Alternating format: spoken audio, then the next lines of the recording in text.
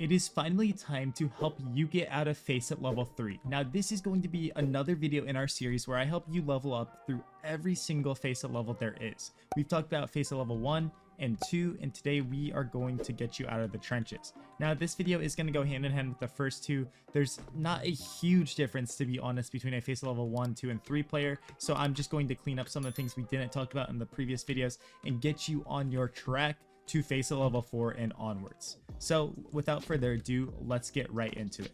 Now, the first thing that I want you to think about inside of this video that so many Faceit level 3s are not thinking about is how to start understanding the cues and sounds around you.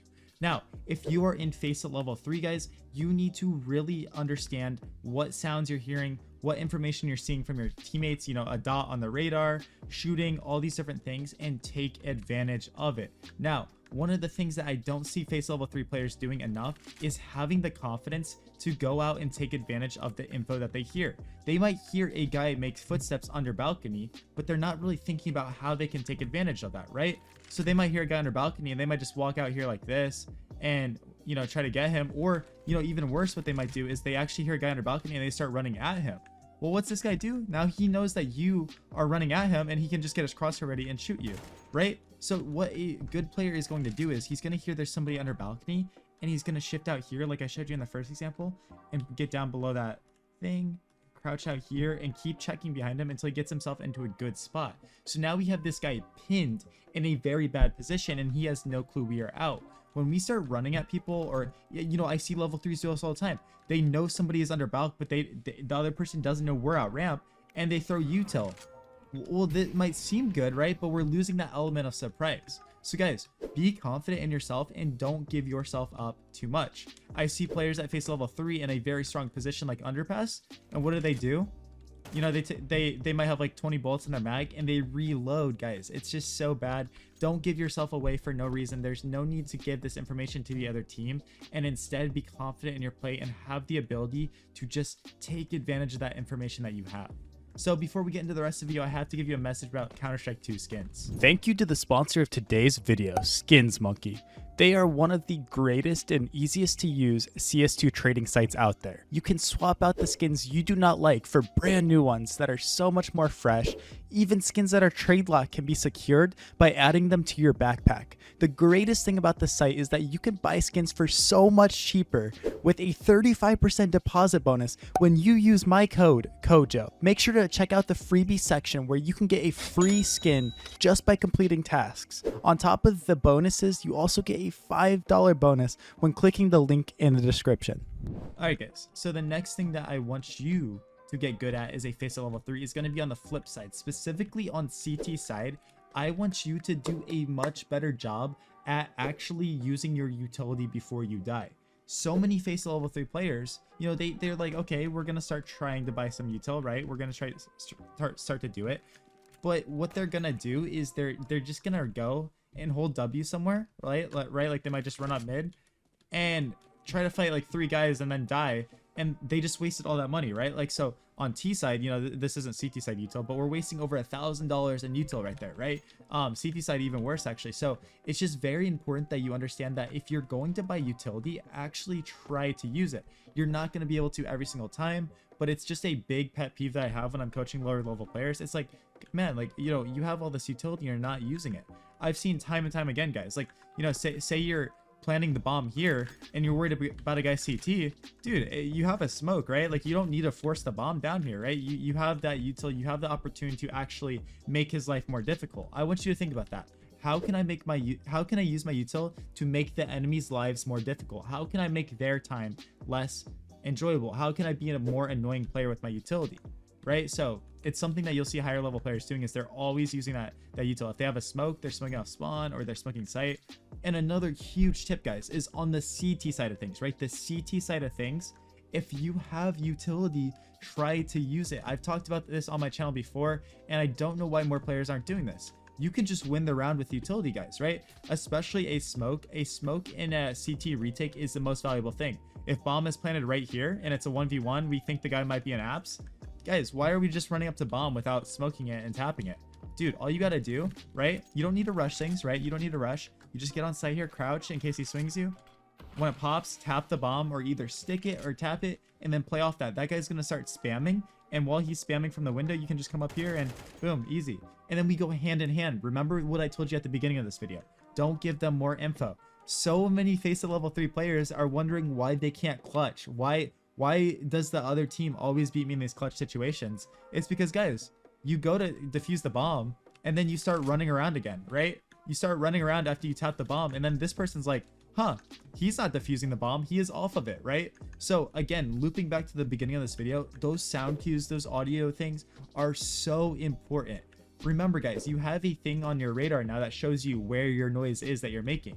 So, you know, just understand this noise and have that element of surprise. I don't want you to shift around and crouch walk everywhere, right? That's not how you play Counter-Strike, but just understand when it's favorable for you, don't make that noise. When you have the advantage, don't let them know where you are. Make them work for that. Same thing in a retake, guys. If the CTs are retaking through here, what do they have to do? They have to clear the whole entire site. They have to do all this stuff. And if you are sitting firebox and you just get bored and you just peek out here to try to fight him, and then you stay alive and come back here, well, dude, now this guy knows in like a 1v1, oh, you're firebox and now you're contained there, right? And he can just come up and kill you. Boom, easy. So it's just like, make the other team work and be annoying. You're not being annoying enough as a player, and you really should be trying to do that.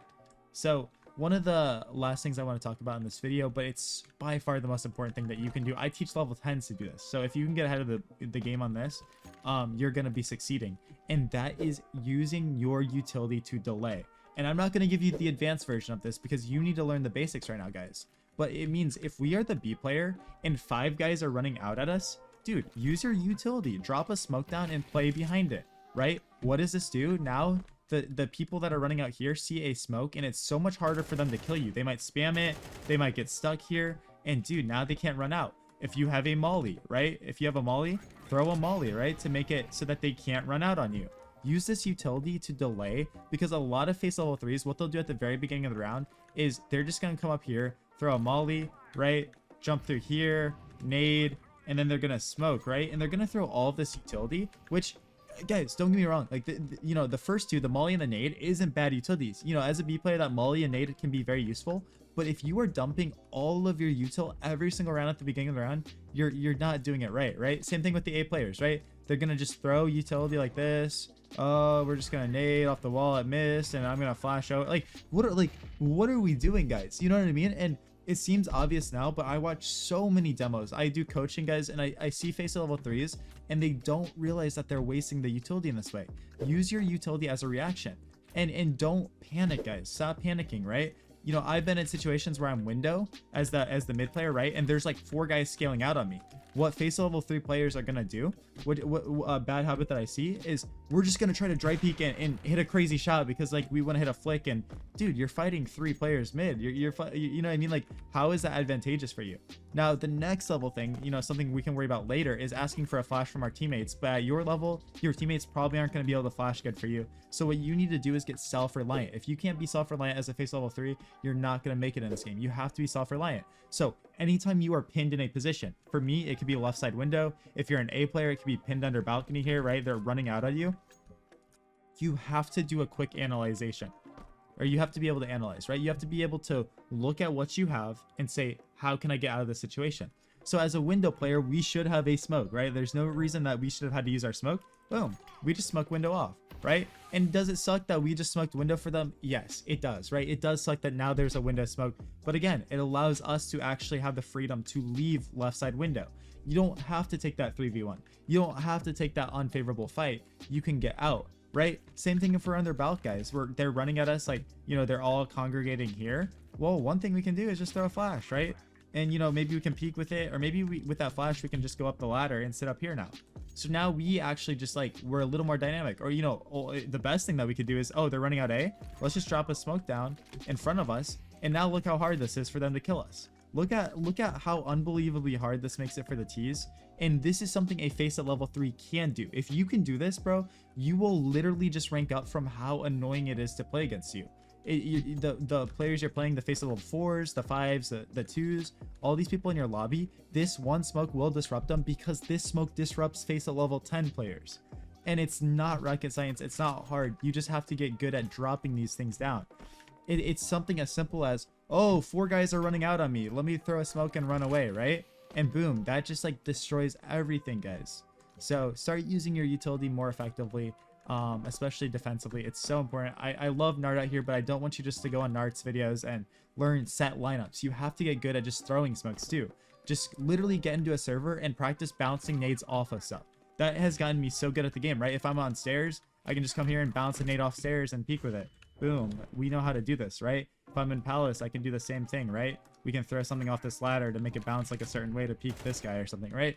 Just get into a server, throw nades, learn how to do these things, and actually use them. So I appreciate all of you guys for watching this video. I'm sorry that there wasn't like specific stuff, but I'm sure if you're a face level 3, you still got so many valuable things out of this, right? So I appreciate every single one of you. Hit that subscribe button and let me know if you are excited for face level 4 and what level you are, so that we can work hard to get there. So leave me suggestions for what you think level 4 struggle with. Maybe your comment will make it in the video. I'll catch you guys all later. Peace out.